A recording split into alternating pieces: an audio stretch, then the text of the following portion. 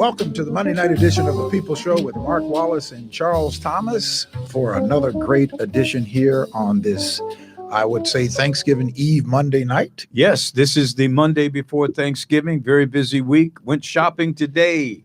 Had to pick up the makings for my famous and cheese, which I will put together or cook on Wednesday night and then take it to the event. And I'm excited about it. You cook? Oh, do I cook? Yeah. That's my hobby, Mark. Oh, okay. Yeah, that's what I do. In fact, I do it every day. I would burn water if I tried to cook. No, it's relaxing to me because when I'm cooking, I'm not thinking about anything else but that recipe or how I'm going to put it together. And I love it, man. Yeah. Well, I do not. I am grateful that I have a wonderful wife who loves to do those kinds of things around the house. And she does it so masterfully well. I mean, she can prepare a full course holiday meal and be done by herself by 1 o'clock. Wow. And she'll go out and go in the morning, buy whatever it is that she needs, come back home, do it. You know, I try to, do something like take out the garbage or whatever, something I try to, my wife would do it, but I insist on doing it because no cleaning for me. I don't clean. I don't do that. Yeah. She does all that. And she would cook, if I wanted her to. But again, it's a hobby. It's some guys have a wood shop in the garage. Right. Me, I have a kitchen, man. Professional kitchen. I love this. I love this. Yeah. Well, we're going to be traveling. We're going to be traveling to Florida to have a place down there. So we're going to be traveling to Florida to spend Thanksgiving with my family. This is going to be the first. It's going to be a celebration, but it's also going to be a little reflective. We just buried our mother this past summer, who we were very privileged and grateful to have, around for me, 62 years, and for my older brother, 71. She lived to be 90 years of age. And so, this is going to be the first holiday for us without our mother. So I'm sure that's going to... That's an interesting take on it. I'm going to Phoenix, actually Mesa, Arizona, to visit my wife's 102-year-old mother. Wow is right. Yeah. And we cherish every minute we're able to spend with her. And that's going to be a treat for Thanksgiving. Yeah.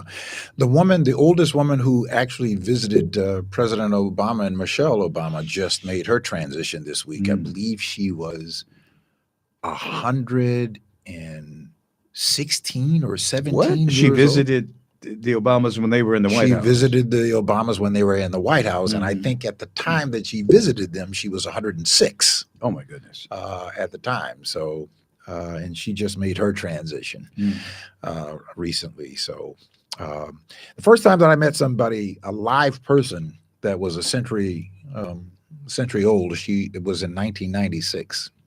And we were going around to give communion to those who were not very ambulatory. And so I was sitting there and the other deacons were giving her the sacrament, and she was telling stories, and in the story, she said, well, on such and such a date, I'm going to be 102 years old.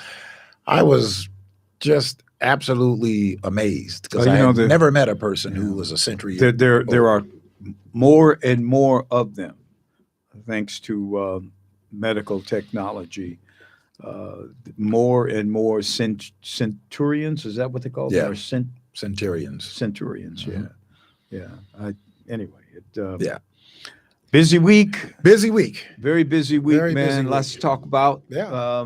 What do you think about that mayor's race, man? We've got, one candidate dropped out. So that means we have 13 left. 13? Yes, there were 14, and there are now 13. Now, I tried to count them, Mhm. and I only got up to like 8 or 9. I was counting them on my own. I'm sure that if Mhm. I looked everybody up, I'd come up with a 13. But Yeah. who are the ones that I mean, let's do them. Lori Lightfoot, Lori Lightfoot, Brandon Johnson, Brandon Johnson, um, Chuy Garcia, Chuy Garcia, Willie Wilson, Willie Wilson, Sophia King, Sophia King, Roderick Sawyer. Roderick Sawyer. We're up to 6 now. That's 6. The state representative, Cam Buckner. Cam Buckner's 7. Cam Buckner. And who else are there? The others are unknown. Is the ex-superintendent? Paul Vallis. Paul Vallis. That's 8. Paul Vallis. Who else is there? Is Frederick Collins running for mayor this time again? This fellow. I don't know who that is. He ran for sheriff, I think, for a minute. No, I think we've pretty much hit the major ones. Now, if there are 4 or 5 others, quite frankly, I cannot tell you their names. Right.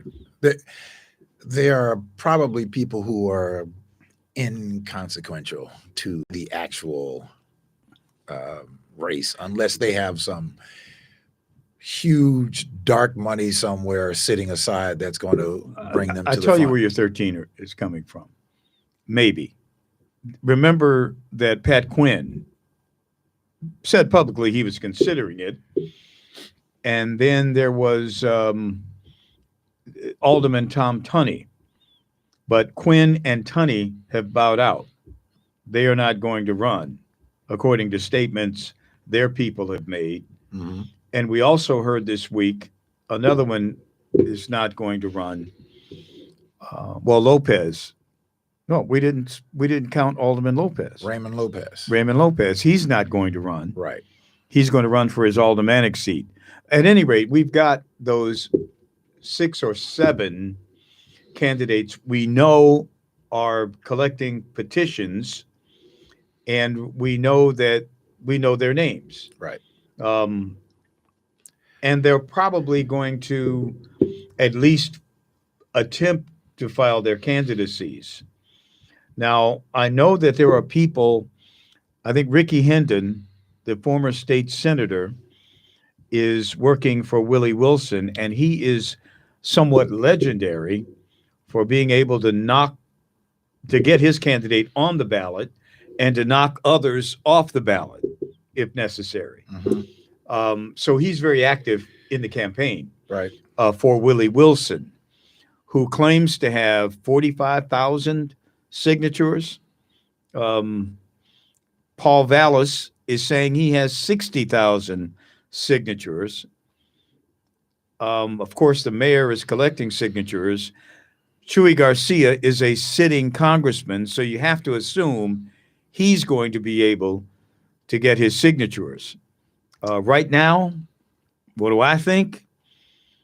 I think that Chuy Garcia has to be considered a favorite, given the fact that he is a sitting congressman and he has the political wherewithal to do this and the name recognition at this point to be a major challenger to Lori Lightfoot, who has problems of her own. I certainly think that he has to be a contender. I think that he has to certainly be one of the leading contenders. That's for certain. I absolutely agree with that. I mean, just by his mere position where he is, you have to consider that he is. Mayor Washington was a congressman when he ran for, I think, the second time. When he ran for the second time, he was in 83. In 83, he was a congressman. He was a now, congressman. Rahm Emanuel had been a congressman until 2008, when he left Congress to be the chief of staff for Barack Obama. Right. And of course, he was elected in 2011. Mm-hmm. So, he had a pedigree, so to speak. Right. A little national recognition. Right. Now, Brandon Johnson, who you mentioned, is a Cook County commissioner, but he has the support of the Chicago Teachers Union, which is a mouthful. That's a big lot. deal. It's That's a big deal. That's a big deal. Because they, 25,000 strong, and they can reach a lot of people. And they work at it. I Right. mean, they have a street organization that can go out and actually get petitions signed. They can also knock on doors, get people to the polls.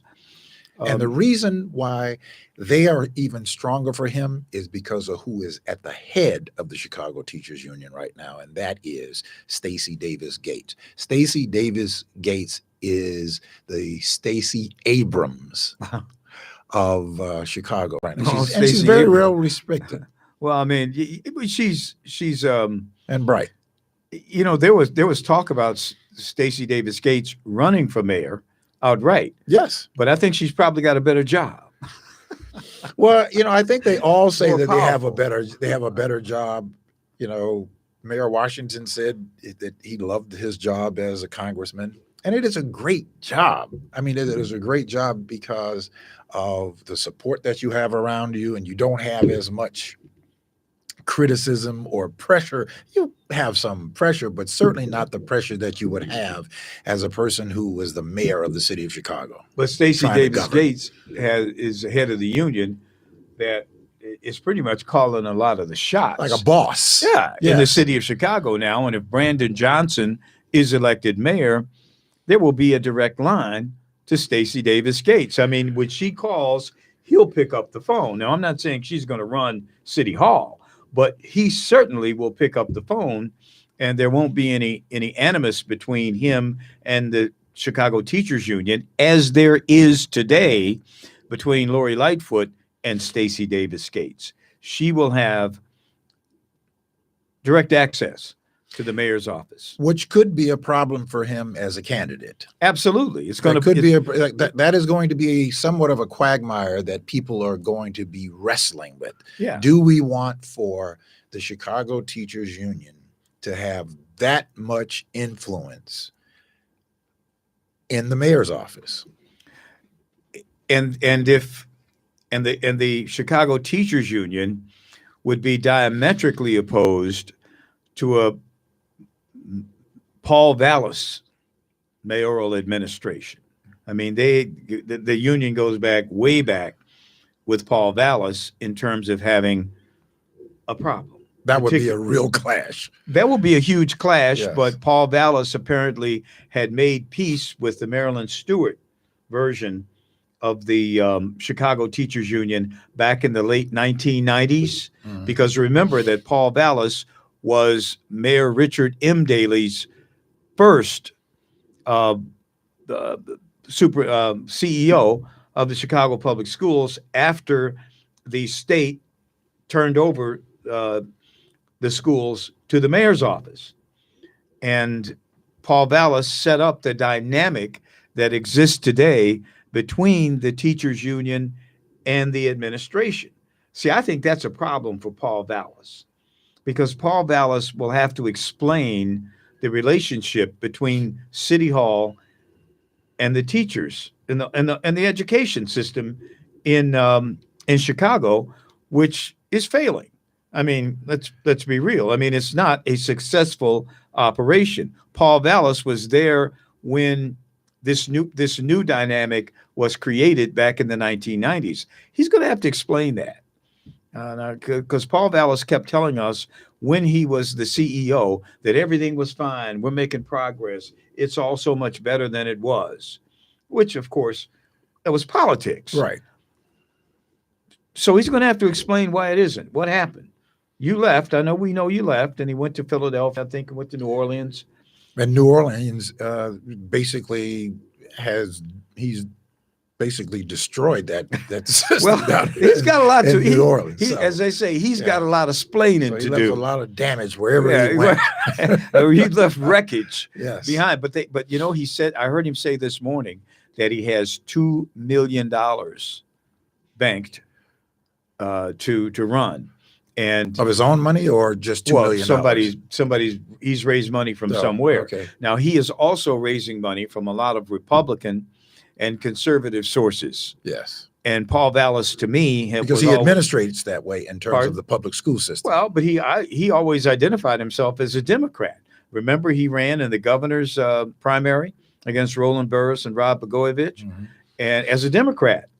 So a lot of people assumed he was a Democrat, but now he's getting a lot of money from conservative sources and Republican sources. And he is, at this point, I believe, help me if I'm wrong, if those 5 candidates we didn't mention, he might be the only white candidate. I think so. Yeah, I think so. I think so. But Paul Vallis, I really don't think that Paul Vallis has a chance to win. I think Paul Vallis will make the conversation interesting in terms of, his ability to articulate. And, he's been running actually for a long time. Yeah. He's been running for a long time, even before this, because he was always on the radio and he was given a platform on one of the other radio stations. But it was clear to me that he was setting himself up to run. Do I think that he has a chance to win? A serious chance. Everybody has a chance because they're breathing. But I don't think that he has a serious chance. Oh, I do. To win. I do. To win? To win, if he would get into a primary, if he could get into a runoff against Lori Lightfoot, against Willie Wilson, yeah, he'd have a chance to win because that whole race card thing would come into play. And he would be able to run very well in the 19th Ward, for instance, conservative Beverly, Mount Greenwood, that area, as well as the Northwest Side. Because keep in mind that when you have this many candidates, 8, 9 candidates, you can win in the first round with less than 20% of the vote. And that's a low turnout election as well. I think he's got a shot. With $2 million, that means he'll be able to get on television with Willie and Lori at least, and Chewy. He'd have to hope that the turnout demographics were the same in the primary of the midterms, which I don't think that is going to be the case, because in the general election of the midterms, the millennials turned out to be at 36%. I know. At 38%. I think actually. I think 38%. I think it was less. I know the black vote was less than 40%. Yeah, but I think, and Lori Lightfoot only won, what was it, 16, 17, 18% of the vote. I think it was 18% of the vote in a low turnout election in 2019. And she gets in the runoff with Tony Preckwinkle, and she wins the runoff, and she touts that she was elected by 73% in this huge landslide. Oh, no. Oh, no. The people who chose Lori Lightfoot the first time around, only 18% of those who voted. That's not impressive. That's no mandate. Exactly. It's not a mandate. It's not a mandate. And I think that her numbers are going to be worse this time around because she has a record that is not good at all. Yeah, but you mentioned something outside before we came in, that there are some shadow Lori Lightfoot supporters out there who are actually raising money in a sort of a not underhanded way, or is a shadowy way for Lori Lightfoot. Outside the bounds. And we don't really know who they are at this point. And they could be people that don't want to be public about their support for Lori Lightfoot. Yeah, some black folks that are eating well at the expense of their own communities and pretending that they are people who are really pro their own community, and in some conversations would have people thinking that they're not supporters of the mayor, but they are quiet shadow supporters of the mayor. The same crop of black people that have gone along that line for years. And those people are involved in virtually every election when it comes to a sitting mayor, Yes. because the mayor is doing favors every day. Right. That's the way it works in Chicago. Right. They are called by the mayor. They are called by the mayor, just like we have some of these compromised pastors that are supposed to be the agitators, but they are called and convened by the mayor and instructed by the mayor what to do with their people. And those pastors are also in play. Absolutely. We're gonna find out what they do. But here's a wild card. On the morning of the general election, November 8th, Chuy Garcia was out campaigning with Governor Pritzker at the 95th Street L station. Now, 95th Street. You mean the morning following? No, the morning of that election. Oh, I thought it was No, it was the morning of. Okay, I thought he was there thanking people. And no, he was actually campaigning. But you mean is I would never believe that the governor did not know that 2 days later Chuy would formally announce for mayor, and that the signal of that event was that the governor, who's worth billion dollars, that's with a B, is supporting Chuy.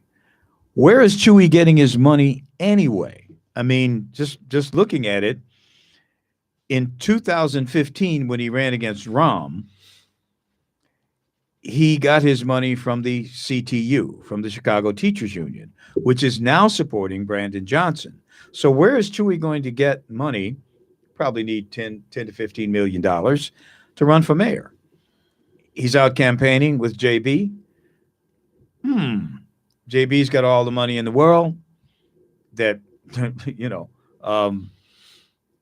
is JB going to support Chuy or arrange or make it happen for Chuy money-wise? Chuy's got some money. He just isn't talking about it right now. But he's not going to – I don't think a sitting congressman is going to go out there and say, I'm going to run for mayor, and he doesn't have as much money as the other contenders. Or that there was not a conversation before he ran for re-election that what his steps would be to win the congressional seat, and then to announce that he was running for. I think that all of this was well discussed and planned before. I don't think that Chuy had just decided that, looking at the pool, and decided to get in the race. I don't believe that for a second. Chuy, the next signal I'm going to look for in all of this is who's going to run Chuy's campaign, because a lot of the people who I can tell you that now supported. Tell me, Clem Olinoff. Okay, he's. But I mean the other people around him. I think Clem was involved with Chuy in 2015. Yeah, but he is his campaign manager this time around. So he is going to be the person who is going to be making a lot of decisions. He has been with SEIU. Yes. Healthcare, yes. Or the other one? Labor. Mm-hmm. Now, healthcare, I think, is going in a different direction. But a lot of the people who've worked with Brandon Johnson, for instance, have worked the same progressive crowd. Chuy and Brandon are picking from the same crop of progressive activists and strategists to run their campaigns. It's going to be an interesting take. I mean, I wouldn't be surprised. I wouldn't be surprised if CTU came around and said, hey, we're going to go Chuy and Brandon sit down for now. Because Brandon doesn't have a lot of name recognition. He isn't doing any commercials. I don't think people know who Brandon Johnson is outside of the Cook County Commission, and nobody pays attention to the Cook County Commission. And they're not a high-profile group. Yeah, I don't know. That could possibly happen, but I don't know that Stacey Davis Gates would. I don't know that the CTU would endorse him only to ask him later. But they didn't know Chuy was going to be in the game when they. I think so. You think they knew back then? I think they calculated it in. They could have war gamed it. I got you on that. I think they calculated it in. I don't think anybody could say they know for right, sure. But I certainly think that they calculated it in. I mean, listen, I sat down and had a conversation with Brandon. I had a phone call. Did he talk about Chewy? With Balanoff. Never mentioned Chewy. I don't think I have. You got to always, include Chewy, because even if Chewy doesn't run, you want to know who Chewy supports. Mm-hmm. And Chewy has a very close tie with the CTU. Yeah, but he's got a problem. SEIU. But he's got a serious problem with the black community. Who does? Chewy. You think so? Yes, Why? he has a problem because he hasn't delivered on many of the committed promises that he said that he was going to deliver on since he was brought in by Harold Washington. And there are many people who remember that. Like, what did he not do? Well, he didn't give any specifics, Mm-hmm. but certainly the black community does not have anything that they can measure that Chewy has come to the black community to help bring any kind of resources whatsoever. There are many people in the black community believe that he basically abandoned the black community since Harold Washington died, as well as Gutierrez, that these are two people that Harold Washington brought into the public light. Now, but I said on the other side of that, those people, Harold Washington brought them in, but Harold Washington brought them in to help him in the city council. So they helped him because they were votes that he needed on the floor. So Harold Washington going to them, so there was a quid pro quo there. But there are people in the black community who believe that these two are where they are because Harold Washington was the one who set the foundation for them. And to a degree, that's true. But the flip side of that is that they wanted to get help for their communities. And I can't be angry with them because they are helping their community. I have to look at, we have more black people than there are Hispanic people. Voters in particular. Voters. No, I'm talking about in government. For sure. In government, that we haven't gotten much from. So, but there are some black people now. I've heard also that there are black people who will support Chewy. Listen, I supported Chewy when he ran against Rahm. We supported Chewy when he ran against Rahm, but there was also that misinformation about what would happen with black folks if a Hispanic got in and all that kind of crazy talk. Yeah, that's crazy. Right? So, which just to me, it really incenses me because it's just ignorant talk that is destructive in many ways. Chewy, having covered him in 2015 and before that and afterwards, he's a good person. He's a good person.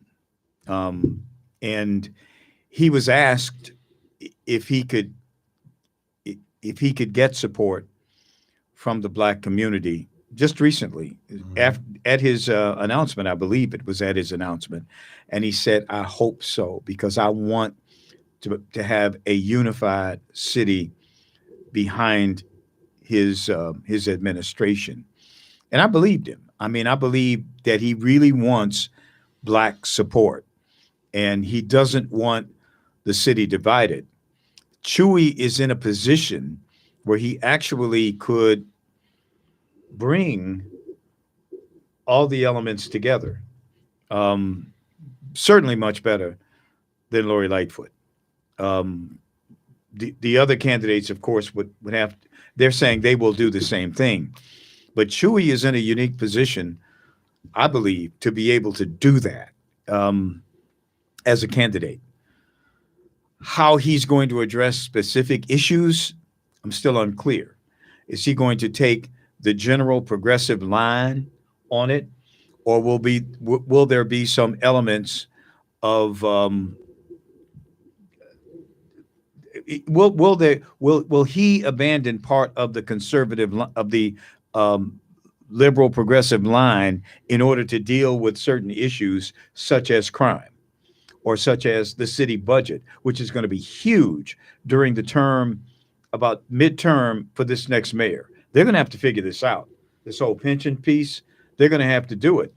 And is how willing is one candidate or another to take a different approach than what we've seen and what we hear talked about all the time? Who's going to take the law and order approach when it comes to stopping the crime that's going on?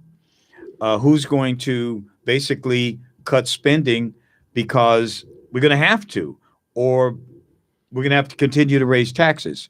Who's going to take a more conservative line on those issues? And that's why Lee Wilson could be an interesting candidate, because he will bring another side of the conversation to the conversation. When we come back from the break, I want to talk about that. I want to talk about how that could also be a problem for him, because people don't know. Willie? For Willie, Got because people don't know who those advisors will be. So, and that's going to be when we come back from the break, we're going to continue our conversation right here on The People Show on IntellectualRadio.com. Pick up your phone.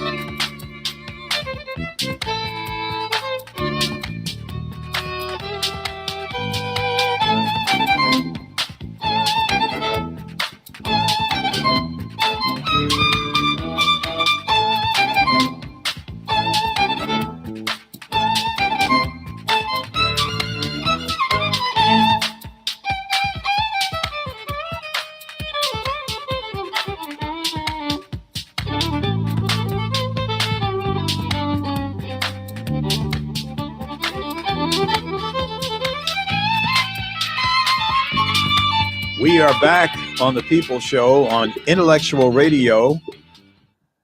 Our phone number is 708-223-8953. Again, that number, 708-223-8953. My name is Charles Thomas, along with the co-host, Mark Wallace, and we've been talking Chicago politics, as I think everybody is doing these days, despite the fact that we just finished an election, just 11 days ago, 10 days ago? Yeah, 13 days ago. Yeah, 13 days ago, and we still have, it's not quite finished because we have a runoff in Georgia right. that's going to be taking place on December the 6th. And of course, since we last aired, Donald Trump has announced a third bid for the presidency. So there, things are still fluidly happening, but Chicago's election conversation took off The day after. the day after. Actually, the day of. The day of the right. election. Yeah. Before the first vote was counted, the Chicago election, I think, became interesting when, again, we saw Chuy Garcia at the 95th Street L stop, way out of his congressional district, by the way, campaigning with Governor Pritzker. What are you doing over there? Why do you got to be down there, Chuy? Chuy was on the ballot. Yeah. You think he'd be in his own district passing out donuts or butter biscuits or whatever it was. But no, he came to the South Side, the vote-rich South Side, by the way. And then during his campaign announcement 2 days later, that Thursday, he was all about Harold Washington and his role in the second Washington administration when he was an alderman in the city of Chicago. So I got to think that he thinks he's the front runner right now. I think after all, he's a sitting congressman. Oh, they firmly believe that they are the front runner. They believe that they're going to win it. Clem Belanoff has said as much, that they believe that they are going to win it. And I believe too that they have, some reasons plausible. Oh, absolutely. To believe that. No, I believe he's a front runner. It's certainly a possibility. Listen, I think that Lori Lightfoot will get embarrassed in the first round, because I don't believe that anybody's going to just outright win it. You don't think she's going to make the runoff? I don't believe that she will make the runoff. Yeah. I think that her negatives are so high that she won't make the runoff. Listen, she's running commercials now, and even, I don't know. She delivered. Yeah. The pizza commercial. What did she? Yeah, right. You deliver. You deliver. Well, she said she delivered jobs. She delivered jobs? Mm-hmm. Where? She says she's got jobs. She's got the numbers to back up her claim that she's delivered jobs during her 4 years in office. She has delivered jobs. She probably has delivered jobs. They just hadn't been delivered to the south and west sides of Chicago, because we still have 47% unemployment in black males. We still have now 1 in 4 children in poverty in the city of Chicago. So where she's delivered, I don't know. See, to tell me that you deliver jobs, that means you could have given, 100 jobs to somebody. That's some jobs that you have promised some people. But that is not anything that measures to where we're bringing poverty down, we're bringing unemployment down, we're bringing crime down. All of those things that are important to public safety, she hasn't delivered. What she has delivered is some pork barrel projects. I mean, the first thing that she delivered was Lincoln Yards up on the north side. But that was in the works before she even. Yeah, took but office. but she that's a ROM deal. Yeah, but she had the power, because they had to have her to sign off on it. Absolutely. She had the power to change it. So, but she came in and continued on. But she's got south and process. west side. What she call it? Southwest. Southwest Invest. Southwest Invest, man. That hadn't happened, Well, right? That hadn't happened. Well, you haven't seen anything, huh? 2 buildings. Mm-hmm. One on the south side that's supposed to be a resource center, and something else on the west side that's supposed to be another resource center. But as a person But she who had is the pandemic, Mark. Come on, man. She got interrupted by the pandemic. She had to take care of Chicago when it was very true, besieged by the but pandemic. even if she didn't have the pandemic, the Southwest Invest would have been a bust, and it is still a bust, and it will be a bust going forth, because you cannot build a movie theater and a coffee shop and an ice cream shop and all of these other things when you have people with no money to be able to go and shop at these places.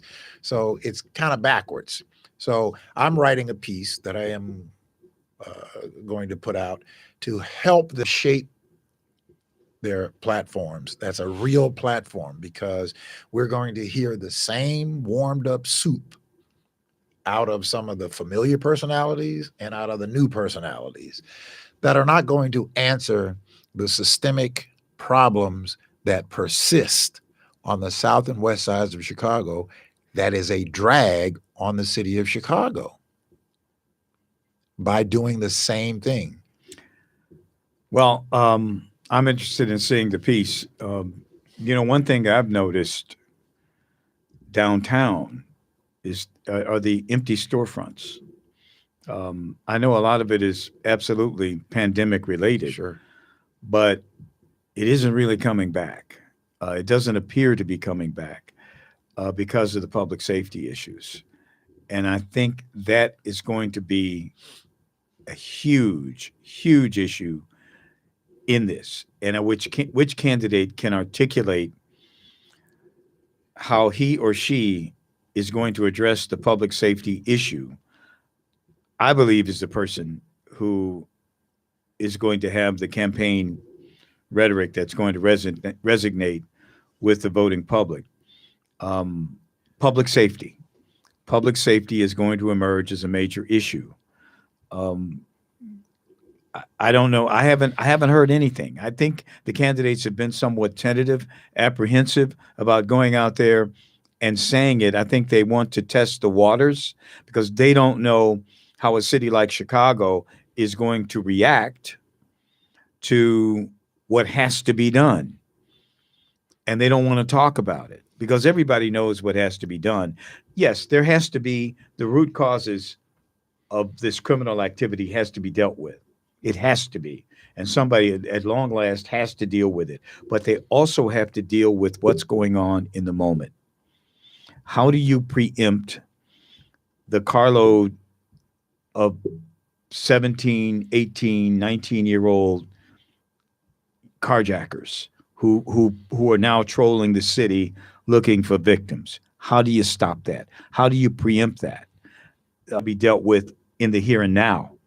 Yeah, we can take the time. We have to put programs in place to deal with the structural problems that lead to these 17, 18, 19-year-old young men, young black men, by the way, who are committing these crimes. But we also have to deal with them, and we have to confront them. We have to say, no, you can't do this. You cannot do this in this city because you're destroying the city when you do it. And how are candidates going to deal with that? Well, an effective leader or a candidate who wants to be a leader and who wants to be entrusted by the people of Chicago is going to have a holistic, concrete, honest acknowledgement that this is not going to be a police resolution. It is not going to be. They have tried that for eight superintendents since I've been in Chicago now 37 years. 8. I've been in Chicago 37 years 2 days ago, or whenever the 18th was.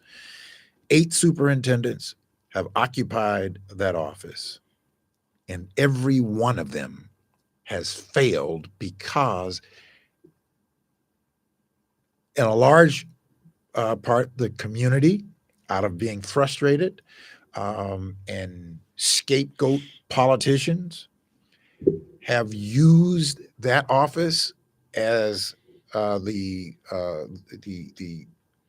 what do you call it? The fall place for their ineffectiveness and inability to come up with short-term and long-term concrete plans to deal with this problem.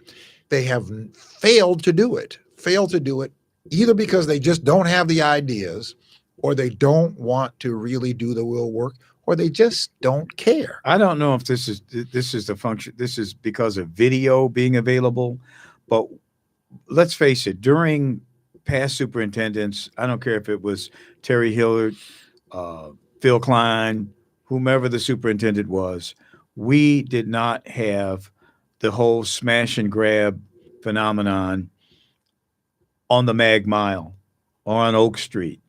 We didn't have, again, carloads of young men driving through West Town, carjacking people, and we just didn't have it. We didn't have young men who were 16, 17, 18 years old who missed 2 whole years of classes in school who are out now committing crimes. How do you stop that? How do you stop that? I mean, a lot of people won't walk outside their house after dark now. And I'm talking about people in Lincoln Park, in you name it, Wicker Park, the Mag Mile, Streeterville, the Gold Coast. They won't go outside at night now. I don't know if this is a function of media and video telling these stories over and over again, but the statistics seem to back up that more of it is happening. How do we stop that? Well, This was not happening. This was not happening 10 years ago.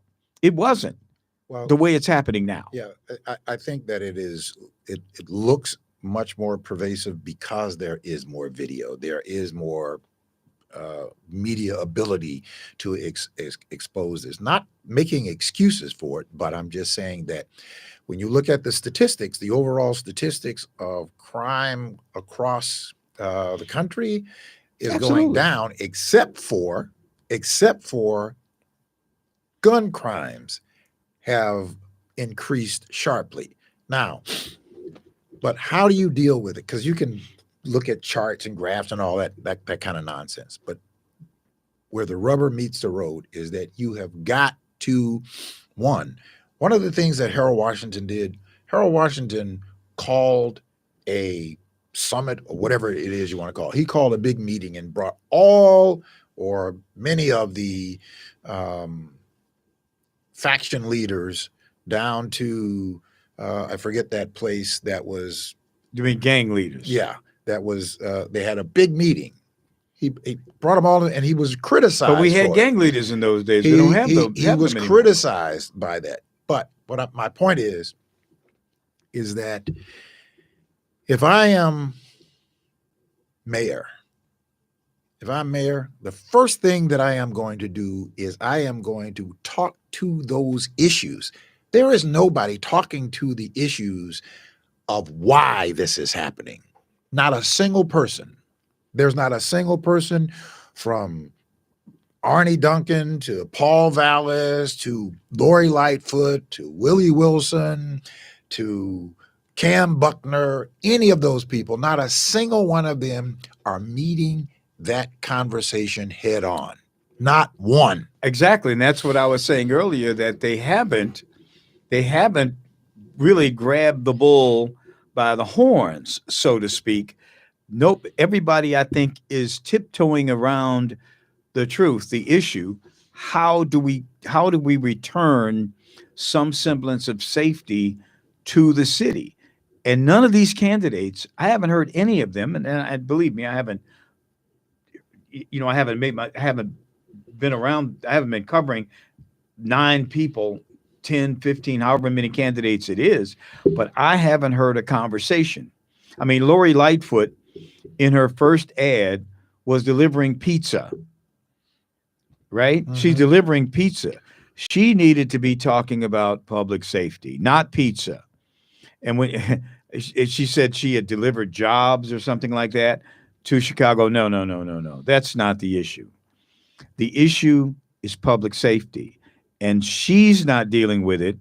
And I want to know which one of these people are going to deal with it in that forum called television advertising. That's what I'm looking for. And they got to tell me, is it going to be stop and frisk in Chicago? Or when a group of young men are in a car at 10:30 at night riding through the West Loop, are they going to be stopped by the police? Are the police going to stop them and say, hey, where you guys going? I mean, what's the deal? When they're in a neighborhood where they clearly don't live, clearly don't have a job, clearly have no appointed business, are they going to be stopped? Are they going to? Is that where Chicago is headed? Are one of these candidates going to say, "This is how we're going to deal with this"? I don't. This is as you say, where the rubber meets the road. That next police superintendent that Chewy, I think, said he was going to fire this David Brown guy and bring in somebody else.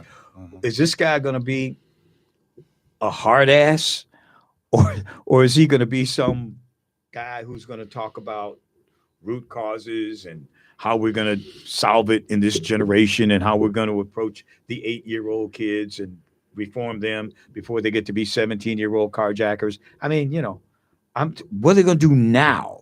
What are they going to do right now to stop this? And Well, first of all, you asked a question. First of all, I don't know how they're going to be able to determine that somebody clearly doesn't live someplace and somebody clearly is unemployed in a neighborhood, because we're living everywhere, right? So I don't know how they're going to be able to make that identification. One of the things that works, that is, and if you want to talk about dealing with the issue now, one of the, you don't even have to do stop and frisk, because I don't even believe in it. Stop and frisk. But one of the things that you can do is get police officers back into their vehicles, back onto our main roads. You can go anywhere in the city of Chicago and have to search for a police vehicle. So what are you going to do? What are they going to do when they get on the main roads? Well, visibility is a deterrent. Visibility is a deterrent. People who are thinking about or planning to engage in some nefarious activity look around to make sure that they got a good chance of getting away with it. If we have more visibility, just coming from the perspective of where you're talking about dealing with it from public safety from that perspective, because I don't believe that somebody should be stopped just because they are black and in a car. They could be coming from a party or something at somebody's house in a certain neighborhood. I don't think that anybody should be treated that way. I think that our police should be more visible driving around, because I don't like. Do you need more cops? Should we hire more police? Let's use the ones that we have, because I drive around police and see districts where I see traffic jams of police cars in the parking lot. But they're gonna say, these candidates are gonna say, many of them are gonna say, we need to hire more police, and if you elect me, I'm gonna increase the number of police officers by such and such and such. Any candidate who says that to me is not a candidate that I am going to support. Really? Well, any candidate who says that is the answer, when you're not effectively using the resources that we have, and this excuse, I don't want to call it just an excuse, but this reason that they're saying that the police department is stretched here, in some degrees, that's an excuse. That's an excuse. Everybody has challenges that they have to deal with. We need to see more police officers that are, listen, whenever somebody fires a gun, there are police coming from every direction. So don't tell me that they're not out there. They're coming from every direction. I've called the police when I've heard gunfire, and within 4 minutes, fire trucks, EMTs, police cars coming from all directions are headed to wherever that happened. Preventative maintenance is one of the terms that we use in real estate, right? Is that if you take care, you don't have to have this big fix. So let's do some preventative maintenance kind of things there on the in terms of the police, and having police more present visibly is one of the things that could be a great deterrent. One of the reasons why I know that is true is because they are starting to do that. When they were doing the smash and grabs on Michigan Avenue, they had police all up and down Michigan Avenue with the lights with on. Blue lights on. Blue lights I've on seen that. Up and down Michigan Avenue. They now have it on places on the south side on 75th But Street. you need police officers. You need bodies for that. Well, they do have them. Yeah, but they don't do that. Okay, they're doing that there. But are they doing that on the south side? Are they doing on the west side? Not as much as they are doing it down there.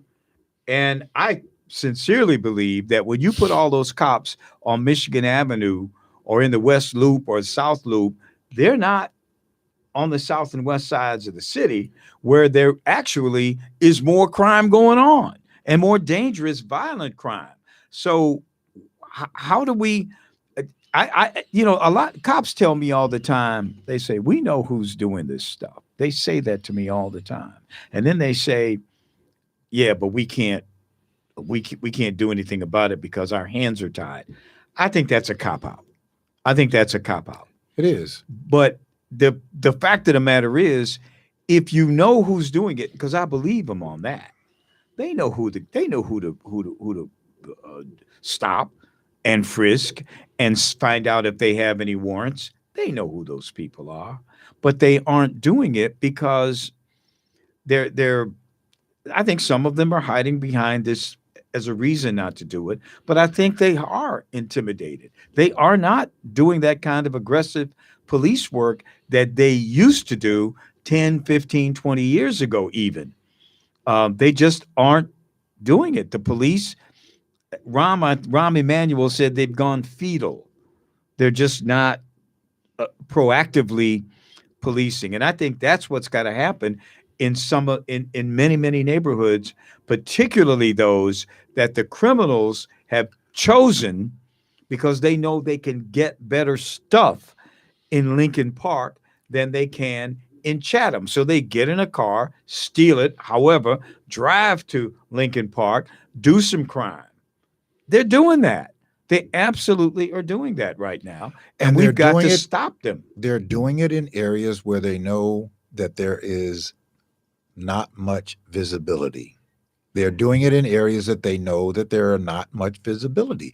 When you drive around this, now I will have to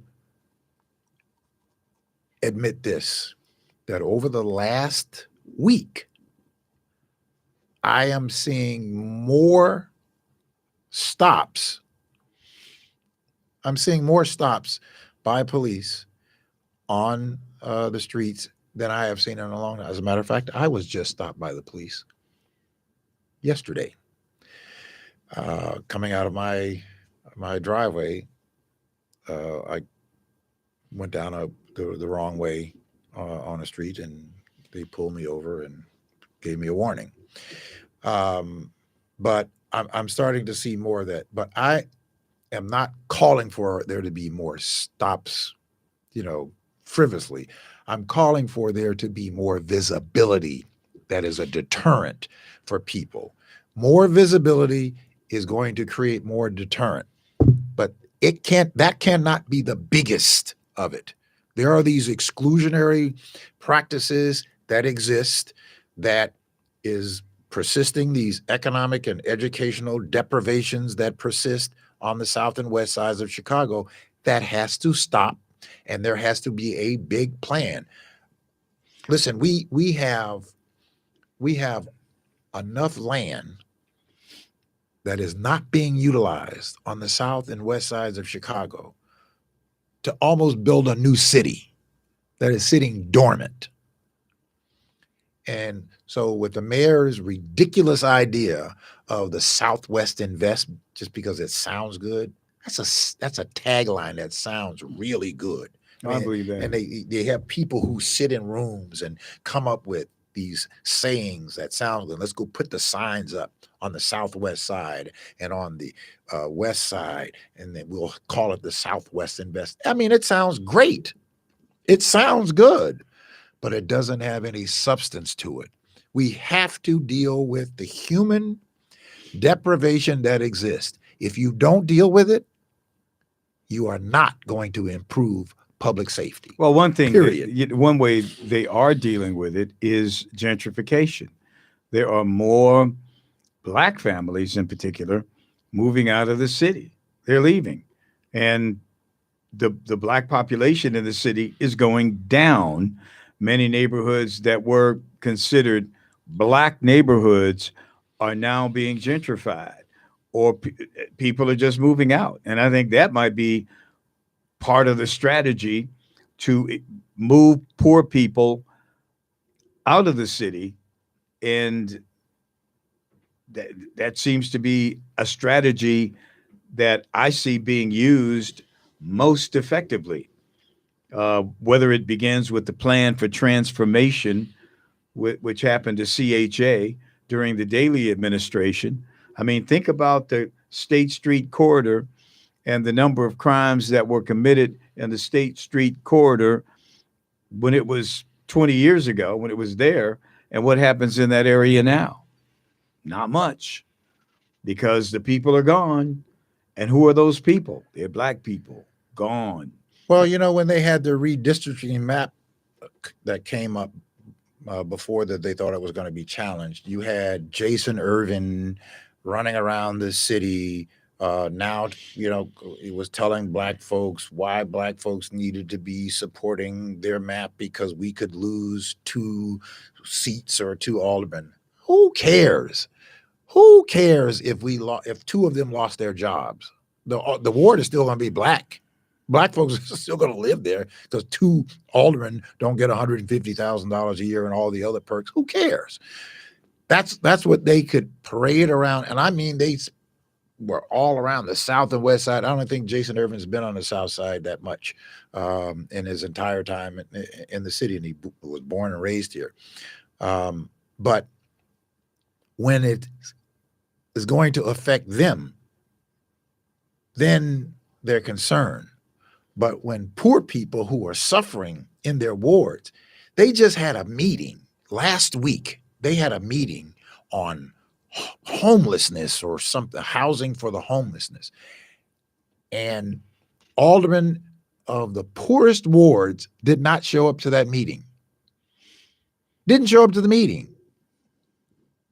They were having a discussion.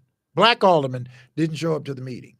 So we have these 20 black aldermen in city council. 40% of the council is black. But yet we have all of these indices that feed against public safety. Poverty feeds against public safety. Unemployment feeds against public safety. You're not going to have a safe, inviting community when you have suffering people and you're not dealing with those circumstances. They don't suffer like that on the north side in the same city. On the north side, you have, I think the last statistic was you have 8 jobs for every 1 person on the north side. On the south and west side, you have 11 people for every 1 job that is available. So I'm simply saying that we have to deal with that. We have to deal with that. Imagine what would Chicago look like if we didn't have O'Hare Airport? What would Chicago be if we didn't have O'Hare Airport? Cleveland. Our number is 708-223-8953. You're listening to The People Show on Intellectual Radio. Again, that number is 708-223-8953. My name is Charles Thomas.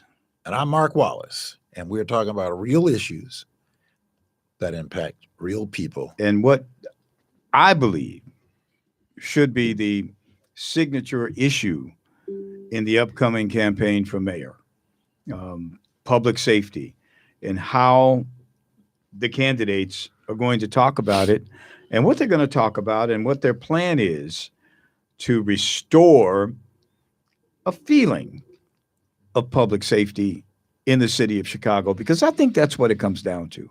Because I think media has given us a perception, certainly, that the city is dangerous and too dangerous to navigate, for instance, at night.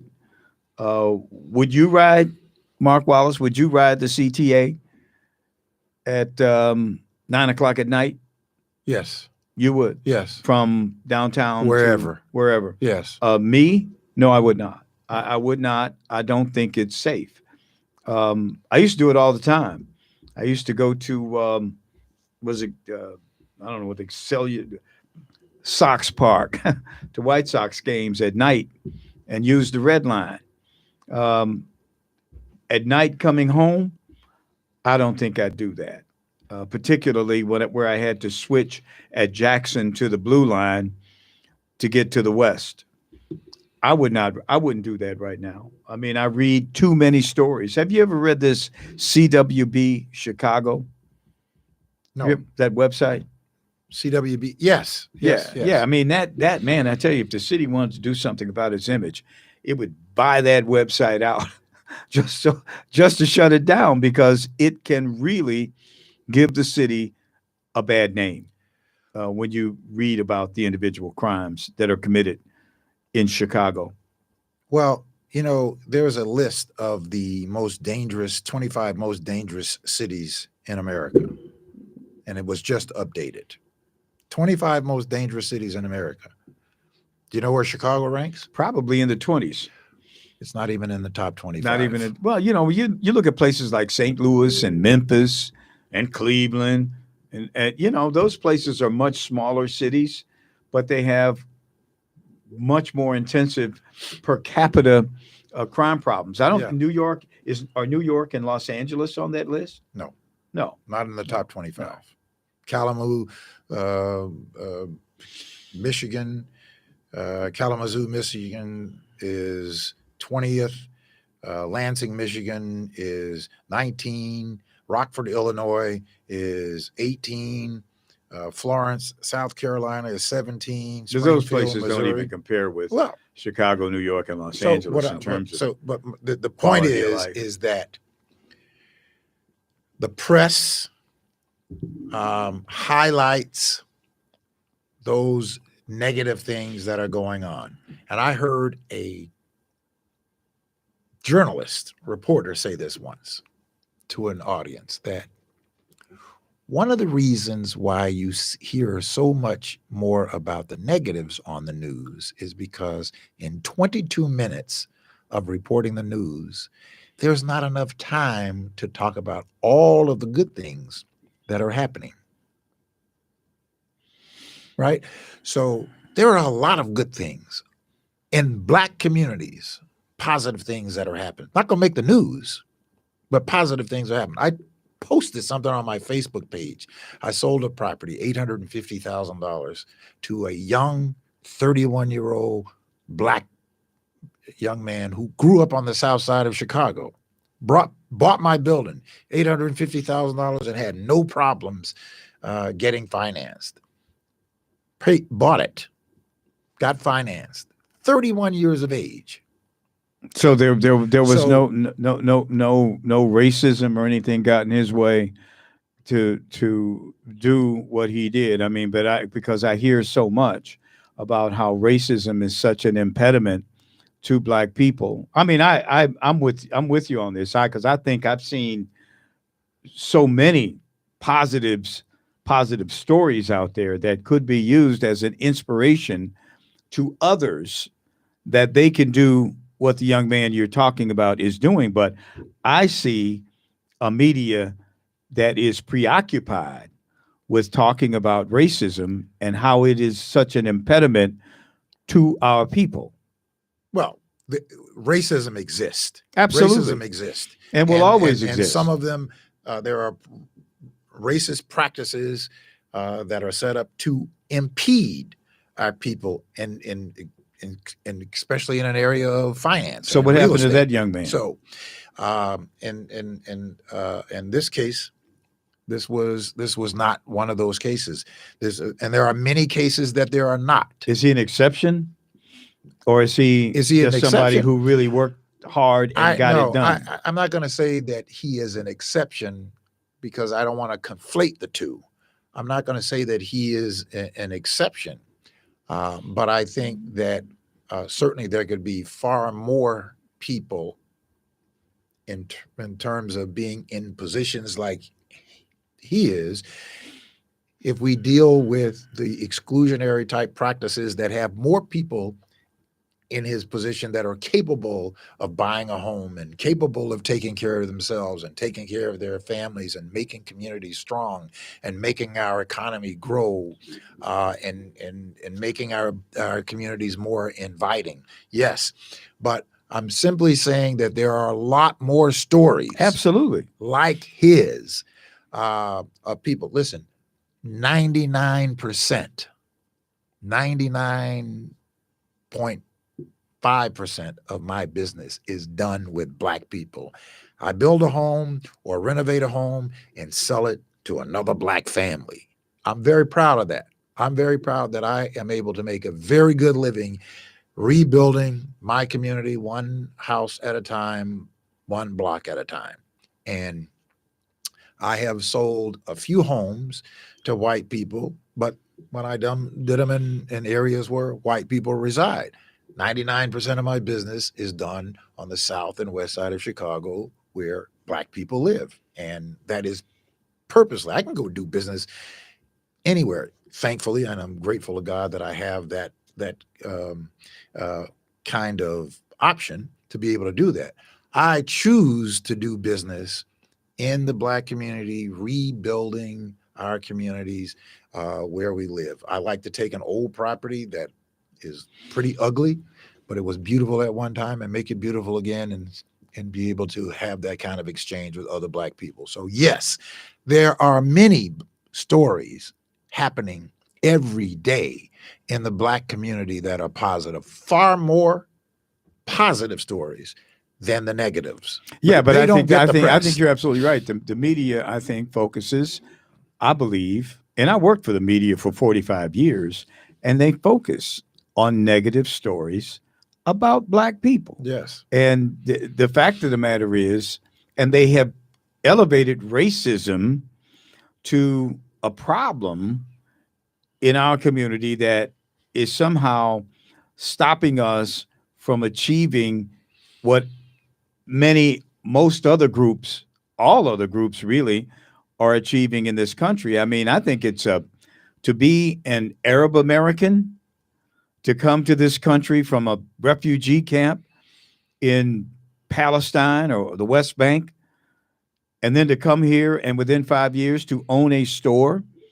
No bank lent that guy money. He drove a cab for 3 of the 5 years or however long and made enough money to open a store in the Black community, ironically, and become successful. He opens a store, has it open for 5 years, then he moves to Bridgeview, and he might open another store. Why can't we do that? We don't want to do that. Well, I think that's part of the problem. And then when you have people on television constantly telling you, or in the media constantly talking about your victimhood, you begin to believe it. And things begin to fall apart when you believe it. When you don't believe in yourself, things begin to fall apart. And I see a lot of that going on. And we don't focus on those success stories that you talk about. The 31-year-old Black man who bought this $850,000 house. We don't hear about that. We hear about it here, but we don't hear about it on ABC 7 or NBC 5 or CBS 2 or Fox News or MSNBC. We hear about racism. That one sister who was on, I think she got fired recently. Man, she made it seem like we were living in apartheid South Africa. Young sister who was on the MSNBC, I can't remember her name, but Tiffany was her first name. Tiffany Cross? Yes. Okay. She just got fired, I think, because she kind of went overboard. But she talked about racism all the time, racism. And she's sitting there making probably a 6-7 figure salary. I mean, what's racist about what's happening to you?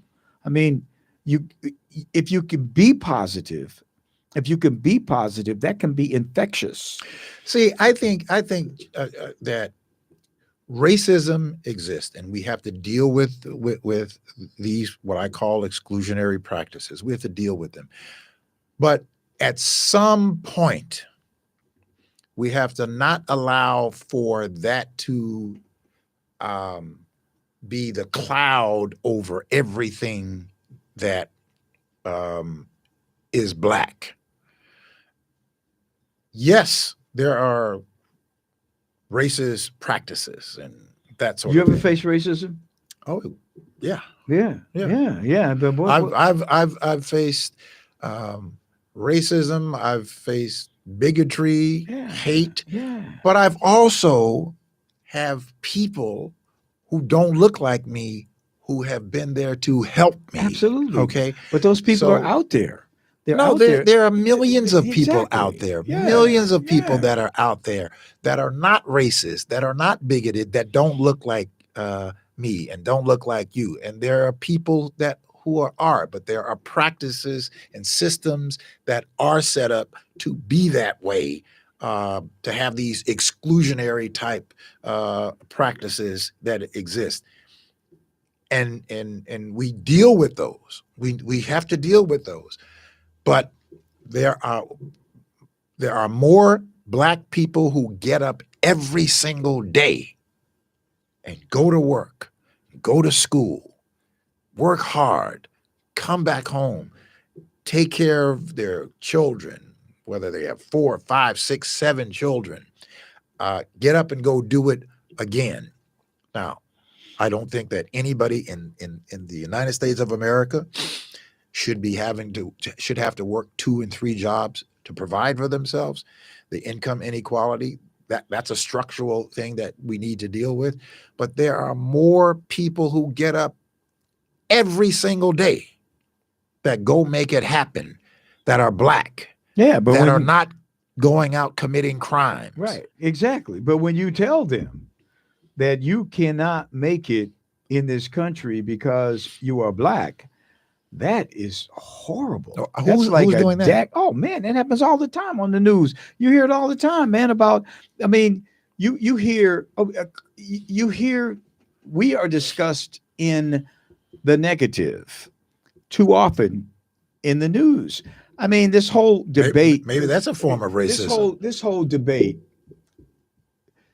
This whole debate over what they're calling, and I believe me, I haven't figured this one out yet because I don't really know what it is. Critical race theory. Now listen. Let me finish. They discuss it in terms of you are, as a Black person from 1619 to the present, you are structurally not a full class citizen. You are an oppressed person, and the history of your people in this hemisphere has been one of you are oppressed. And who is oppressing you? Well, the system, and it's basically white people that oppress you. And it's an effort to understand American history and where it's been. But if you look at it in a negative way, and I don't know how it's taught, quite frankly, because I've never been in a classroom. But if you look at it in a negative way, it's horribly injurious to Black people because you are taught that you are a victim, when in fact, you are an overcomer. You have overcome whatever was going on in that Middle Passage 400 years ago. Your people are victors, not victims. And if we teach that we are victors and not victims, then we're much better off. And I don't understand why American history can't be taught fact for fact. I mean, the facts don't change. But if you teach it as an American success story, as opposed to an American tragedy, then I think you've got something there. You've got something great. You've got a country that has come a long way. And instead of being critical, you celebrate. You celebrate how far the country has come.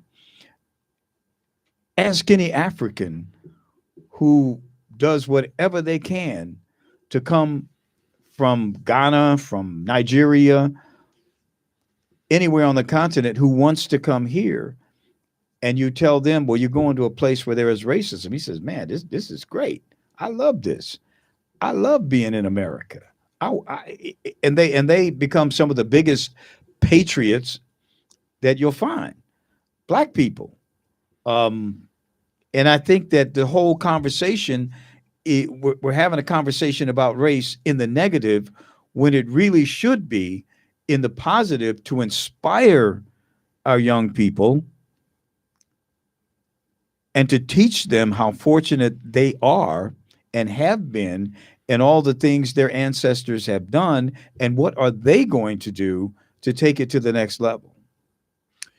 Let me answer the critical race theory thing. That is a form of racism that someone has taken politically and weaponized something that has never been taught in public or private schools. It is taught in law school, and it is not about victimhood of it is about how laws are disproportionately applied to different groups. That's what it's about, a theory. This is not about victimhood, and it's not even taught, and it has never been taught in a classroom. That's why you don't know about it. The thing is, I'm talking about it from a media standpoint and what the media has made of this. My preface was, I don't understand it. I've never taken a course in it. I don't get it. I don't know what it is, but I know, but I know how it is being consumed by the American public, both black and white. I mean, I have young people who are basically making excuses, young black people who are making excuses about, well, I'm going to go out and smash and grab some store on Oak Street because I'm an oppressed person and I can't make it unless I go out and carjack somebody. There's that mentality out there right now that we have to address. And it's also a reality for a lot of people. It's a reality, but it shouldn't be a reality. It should not be. It should not. There's no reason for it to be a reality. And that's what that's why we have to stop it. Yeah, but we can't have that conversation in a silo without having the same in that same conversation about exclusionary practices that feed into that. What are exclusionary practices? Practices that you would have two people, black, white, the same abilities, same accomplishments, educationally, same qualification, go into a room, get interviewed, and the black person more often is not hired. I worked for 45 years in corporate America, and there were times when I didn't get the whatever I was looking for, the position or whatever, but there were as many times that I did because I was prepared, well prepared for what I had to do, and I never let. And there were times when I thought, I wonder if they did that to me because I was black, but I never stopped. I never stopped there and went into a funk. Mm-hmm. I went right back to work, got up and went right back at it. And I think in the whole of it, I was successful. There are a lot of other black people who are doing the same exactly. thing. A lot of other black people exactly. And that's thing. What we need to hear about. Yeah. That's what we need to hear about, because I'm hearing people resigning. I hear a lot. I hear it more today than I've ever heard it. Black people resigning from effort or from ambition because they believe that they're not going to accomplish what they are prepared for, and they give up. They just give up. I mean, it a lot of it has to do even with our families. We've given up on our families, man. When you think about 80% of black children being raised in single parent families, do we blame white people for that? No. I mean, we have to begin to restore our families. And the only people that are going to do that are going to be us. And we've got to take the initiative. But I see a lot of young people, they don't even try anymore. They're not trying anymore. A lot of young women will, get pregnant, have the baby. The young man who fathered the child. Yeah, but those numbers are going down. Well, I haven't seen those numbers yet. I do know what the numbers are coming in. They're 3 and 4 or 4 and 5, some say, of black women will never marry. That to me is wait a minute, what's up with that? Why are they not marrying? And why shouldn't why shouldn't there be some effort on our part? I don't know where the effort begins, whether it's in media. Some of the things that we're saying about ourselves in mass media, some of the things that Kanye West talked about that are being done, I don't agree at all with his, the interior of it, but the fact Yeah. that the music and entertainment industry is promoting the destruction of our families. I agree with that, Yeah, and people are profiting from that. yeah. We have to resist this, Well, and look, because we can't resign ourselves to the condition that we're in right now. listen, in terms of the entertainment and the ignorance of hate that is being perpetrated, and by Ye, or whatever name he goes by. I'm going to respect whatever name, I guess it's Ye at this point that he goes by. But this is a person who obviously has some mental challenges that he has not done very well at handling since the unfortunate demise of his mother. However, this whole anti anybody thing, but in this case, it's being perpetrated as anti-Jew. And you have a group of people are talking about the original this and the original that, and That's all the of other that. thing with Right. Kyrie Yeah. Irving, right? That is fueling hate, is what it's fueling, instead of people saying, hey, let's learn more about the heritage of our people and the heritage of Jewish people, as opposed to this thing of hate.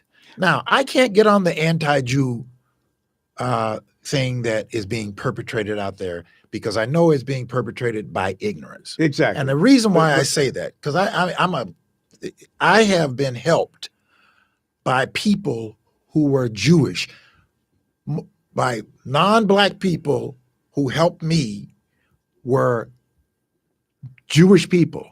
I have not been helped by non-black people who are white Anglo-Saxon Catholics. Well, let me, I didn't want to go down that road. Well, but what I'm talking about here is our people right now appear to are resigning into victimhood. I don't agree. Well, let let me finish. I think we're resigning into victimhood.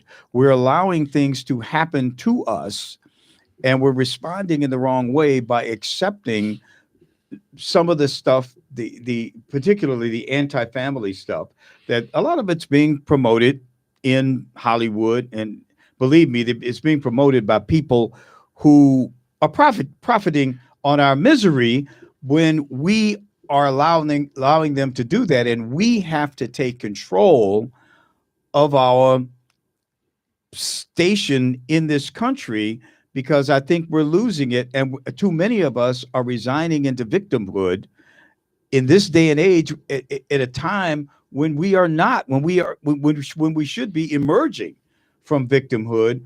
We're falling right back into it, and that was my point. We're allowing mass media, particularly what's coming out of the music industry and entertainment industry, when they're celebrating murder and all the stuff that's going denigration on. of women, and all that sort all of that thing. stuff. We have to resist that, and that media that's coming at us. And I know that those guys that are doing it, they're doing it for profit. They're doing it to make money. It has nothing to do with their faith. Not a thing to do with their faith. They are just evil people who are promoting profiteering on our misery. And what's happening is we're beginning or misinformation.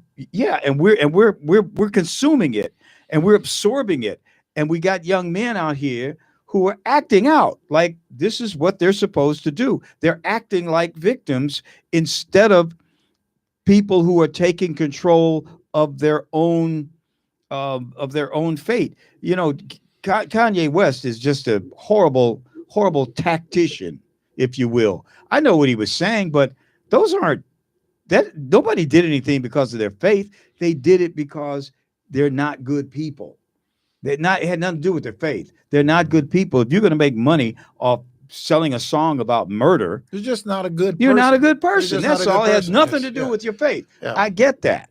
Well, That's where I'm at on that. But but- still, it doesn't erase the fact that the media is teaching our young people It's a stuff distraction.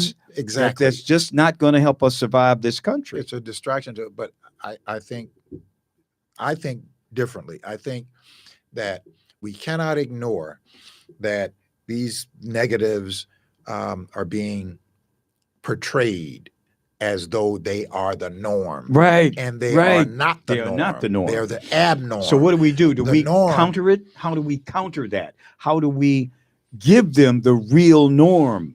What do we do to do that? We're giving them the norm every day. They're just not celebrating that norm. We're giving it every Who's not single celebrating day. it? The media, they're not going to put that information out there.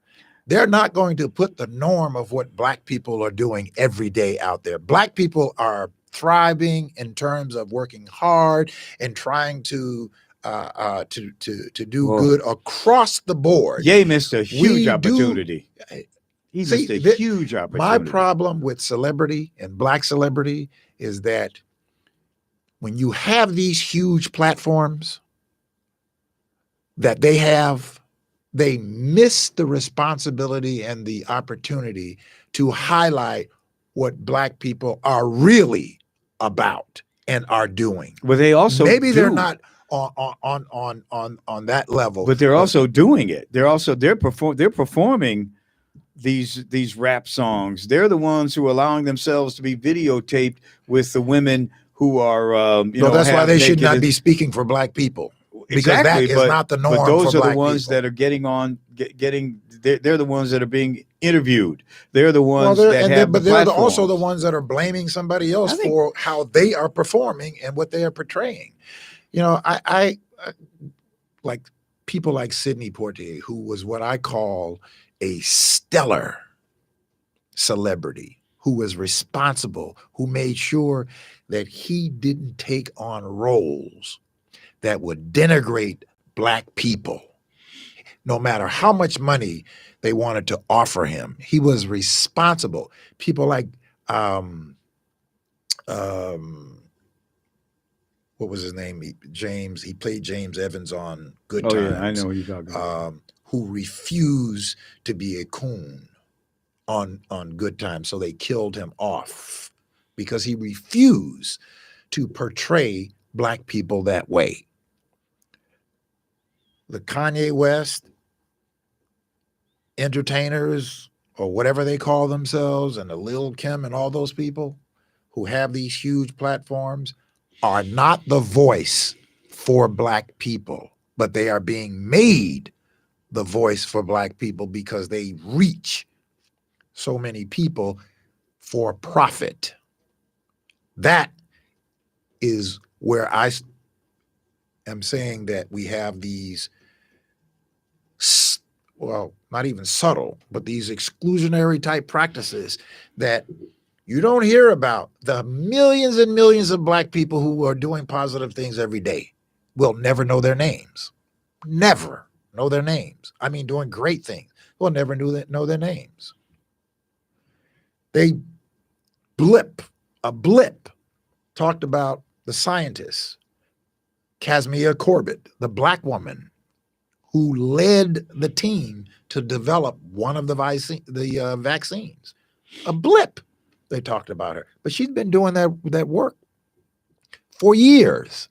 But we're not going to hear about those kinds. There are millions of those examples, millions of them that are out there. In Chicago, there are thousands and millions of activities of Black people doing positive things. But when you go home and watch the news, the first thing that's going to lead off the news, somebody who got shot. As though that is the norm. O Block. You know, the O Block. People know O Block in Chicago. but they don't know Jackson Park Yeah. Heights. I'm They not going to know make O that my Block. conversation. Right. Yeah, I'm I not going to know, make but that I mean, my but they do. conversation. I mean, and then the music industry makes O Block the center of our culture. Personally, you know, O Block and all that, the gangster rap, the drill rap thing, that's not my culture, man. Right. I don't need that. I don't want to be part of that. I can't talk about that with you. I don't care nothing about O Block or any of these drill rappers. I mean, Or the excuse that people use to yeah, it's portray reality. it. They say Who- it's art imitating life. What? I All right. mean, come on. This is not whose life? Whose life are you talking about? Not mine. And I've been And not black all most my and life, not most black 71 years. people. And not 99% of black Of people. course not. Not at all. But that's what we're getting. We're getting the brothers walking around with the pants down, sagging, and the dreads and the hat, the tattoos and all that. That's not who we are. But that's what mass media is promoting and throwing out there at us. And I'm saying, and it's gotten a life of its own. It's gotten a life of its own because of what media is doing, and we have to step in and stop it. Well, We are let the me tell ones you. that have to stop it. Not they're not going to stop. They don't No, do. they're not going to They're stop. not going to stop. That's where I'm talking about the exclusionary practices and the racist practices. They are not going to stop doing things that will be detractors from black progress. In the 1970s, where black people all across this country were starting to progress, and in certain places, you look at, they dropped drugs. Now, black folks are not importers of cocaine and drugs. We're not importers of that. We don't fly, planes that bring in these drugs from wherever they come from, whether Venezuela, South America, wherever they come from. That's not black people doing that. Black people don't even make guns. There's not a single black gun maker in the world. Not a single black gun seller in the world. But yet, we are now seeing the most sophisticated semi-automatic availability of guns in the poorest sections of our communities. Who's doing it? Why? And why is it being allowed? Well, I mean, it's being allowed in large part, I think, because we are allowing it. We're so invested in the system that we are taking what it gives us. When we don't stand up and say no more, we're not going to do that anymore. We have to do that. I know it's easy for me to say, but bottom line, that's what's got to happen. We have to. It's going to be a massive re-education. We're in more trouble now than I think we've ever been in my lifetime, and that includes. I mean, I grew up in a former slave state, as you did, right? Florida. I grew up in Missouri, Yes. and I can honestly say that our community in the 1950s and early 60s was stronger then than it is today because we had whole families. The script was completely flipped. 80% of black children were in two parent households. They were growing up in two parent households. And that it's just the opposite today. 80% are not. And we see the result of it. I talked earlier about when we were talking about crime, how young people are, you know, going to other parts of the city and committing crimes. Man, guess, I would say fairly scientifically guess that 80% of those kids, and probably more, come from single parent households. Well, listen, where they aren't being supervised. Well, there are more. Listen, there are the disparities in terms of incarceration in this country from black to white certainly is played in absolute intrinsic part to what we are seeing happening here. When you have white people who use the same drug at 7 times or 8 times the rate as black people, but yet black people are disproportionately incarcerated and white people are not. So these types of racial injustices in terms of that over the years have persisted to where we see our families have been impacted and destroyed to this day by, first of all, dropping a poison and then criminalizing the people that you drop the poison on at 7 or 8 times the rate than the other people who drop the poison or sell the poison and use the poison.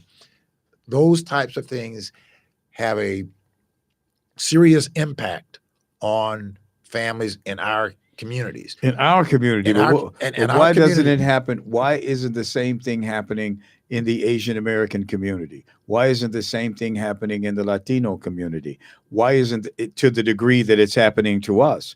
Why isn't it happening in the Arab American community? Why? You ask those questions and you say to yourself, well, I believe it's because our family structure has been destroyed. Our children are not being supervised the way they need. Well, there was a deliberate attempt to do that. Absolutely, with the welfare system. With the welfare system, I think. If you take the black man out of the house, then you're going to have a problem. But they didn't prosecute white people on welfare with white men in the house the way that they went after black families. But we have to survive. Okay. No, I'm just saying to you. I know what you're saying. To say we have to survive. You're not saying that that this is black people's fault that this. I'm saying black people have to take control of our families again, of our children. We just can't go out and have a baby. You could be a baby mama and expect to have the government give you some food, take care of your housing. Most black people are what? Are taking care of their But we have this phenomenon of 3 out of 4 or 4 out of 5 children growing up in single parent families. We have to somehow stem that tide. We have to stop that and get back to you fathered the child, you're the mother of the child, you came together and had the child, raised the child. You know what the difference is today? The child. You know what the difference is today between now and the 1950s and 60s, the date that you talked about, and the 70s? You know what the difference is? Incarceration rates. There are, incarceration, but it's all part of, I believe, the fact that we're not parenting the children. Oh, well, you disagree. That's cool. Because, I'm telling you what I think, we're not parenting children, and the children are growing up and they're committing crimes and they're ending up in the penitentiary or dead. It's we have to restore the nuclear family in the black community. I don't care what the rest of them do. Well, I'm just trying to tell you that we have a mission to do that. There are more black men that are paying child support and taking care of their children disproportionately than white men. But those are records. I don't know. Those are facts. I don't know the numbers. I'll have to go home and Google that or whatever I do. I want you to go home and Google it. I'll do it. This is to the point. This is the point that I'm saying is that there is a media perpetration of portraying black families as not taking care of their children. That's a portrayal of that. There are many or more white families out there that children are running around or having some problem, but you don't see that on the news. But you don't see it on the news, and you don't even hear it talked about. I can't worry about what white folks do with other white folks.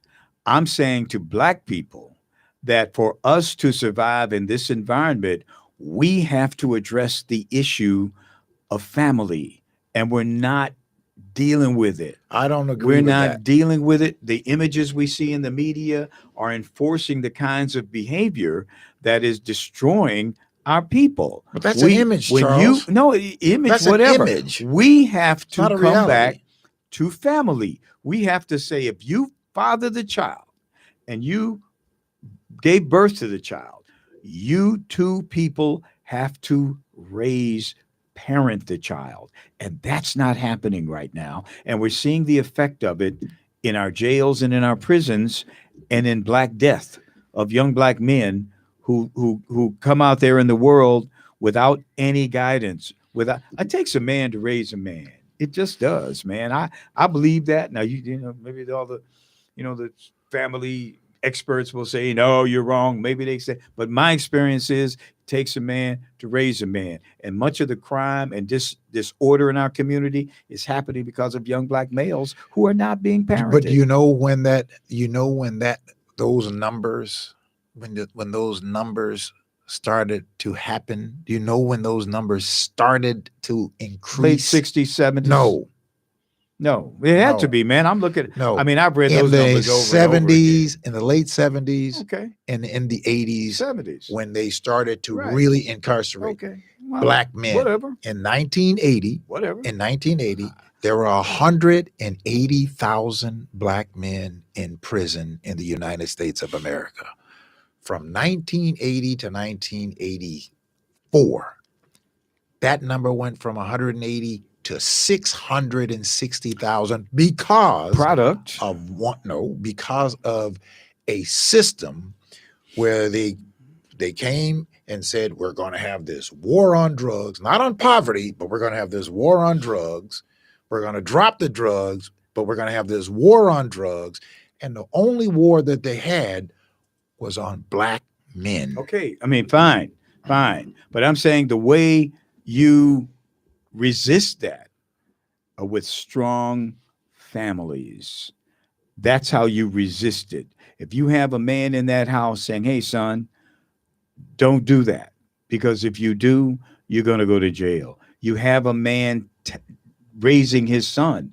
My father raised me. You can't raise him if he's in prison. Exactly, you can't, because now it's generational. It's gone up. But the drug thing actually happened in the 70s. That's when the late 70s and 79. 70s. I don't know, late, early, mid, whatever. But the 70s. And that's they were when smoking weed in the 70s. Well, but we also drinking I was out there, man. We did. We smoked a little weed, but we didn't. What's that? Boone's Farm. We had Boone's Farm. We had that is. Mad Dog 2020. Yeah. We had Ripple.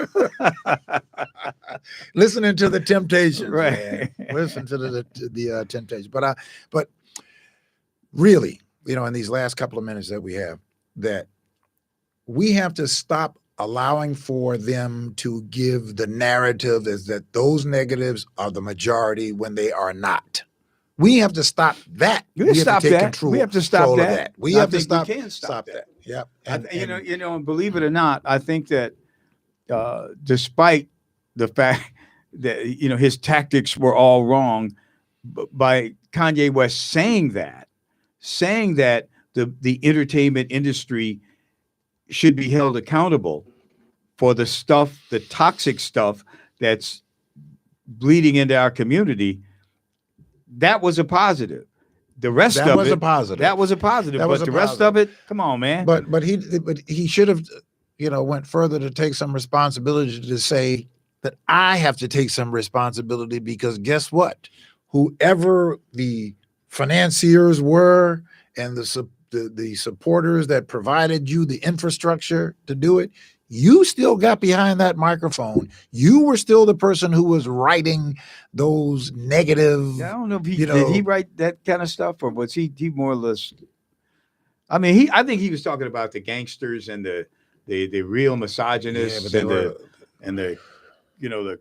I don't listen to it, so I can't name. I can't listen. I can't name me because I don't listen to it. But I don't listen to the negative stuff. I New Jack Cities, I've never seen the movie. I just don't watch that kind of thing, right? I just don't watch that kind of thing where there is this denigration and portrayal that is the norm for black people when I know it's not the norm for black people. Black people get up and work hard every day, taking care of their children, taking care of their family. I see black women getting up every day, taking their children, dropping them off to school, going to work, coming back home, pick their kids up, taking them back home and providing for them. One thing that we do have a couple of minutes, but I want to say this because I had Harry Edwards, who is a sociology professor at the University of California in Berkeley. Yes. He told me in I interviewed him a couple 1978, times. Harry said that what happens to black people only happens to black people first. You see an example of that. So if we have a problem with drugs, if we had the drug problem that ripped our community apart, look at what it's doing to white people now. It happened to us first, but now it's happening to them. This whole phenomenon of broken families Yes. happening to us or has happened to us, it's happening now to the rest of society. Now it's becoming important. Mhm. Now it's becoming Well, it's important. becoming important, but you have families being attacked on in the entire society. Our families were attacked and broken up. Now you see the rest of society having to deal with it. It's incumbent upon us to save ourselves. I sincerely mean that. We have to save ourselves. This is a 5-alarm situation. We've got to restore our families. Now, what happens to the rest of society if they want to get into this? You don't have to have a man and a woman and a child to be the family. We have to level the playing field, though. We have to level the playing field because when you level the playing field, black folks excel. Absolutely. When the rules are level, black folks excel. But what happens to us first, and the rest of society should be put on notice that this is what's happened to the black community. We've got kids in cars going up to your neighborhood and jacking you. Well, pretty soon you're going to have white kids coming to your neighborhood and jacking you because the same conditions that we have been struggling with for all these years will come back and bite you. I'm not so sure that we're going to have white kids coming to our neighborhoods jacking us because Maybe not jacking us, but they're going to jack white people. They don't have the same impoverished kinds of financial economic deprivation that is persisting in our. I tell you, they got a drug problem that's out of this world right now. Yeah, but guess what? Go to Grundy County, just outside Chicago. They do have that. But guess what? They're able to mask it because they have the resources to be able to deal with that. It's wholesale disaster in some of these places in Southern Illinois. Well, I tell you what, we had a Fentanyl. great conversation about the mayoral race here in Chicago, which is going to be very interesting going forward. We're going to have a lot to talk about that. But the one thing that we have to do, and we use it a lot, W-E, when black folks are together, then we can build, and we do build. And that is what people are afraid of. It's not, I saw something where somebody said, it's not so much that people are afraid of black folks. It's not what they fear. They fear black folks becoming a force of solidarity. When we are a force of solidarity, we do not lose. We do not lose. And on that note, that's the People Show for November 21st. Happy Thanksgiving. It's happy Thanksgiving to you. All right. And we are thankful to be here on Intellectual Radio, the People Show. Check us out next Monday at 7. I'm Charles Thomas. And I'm Mark Wallace for another edition of the People Show.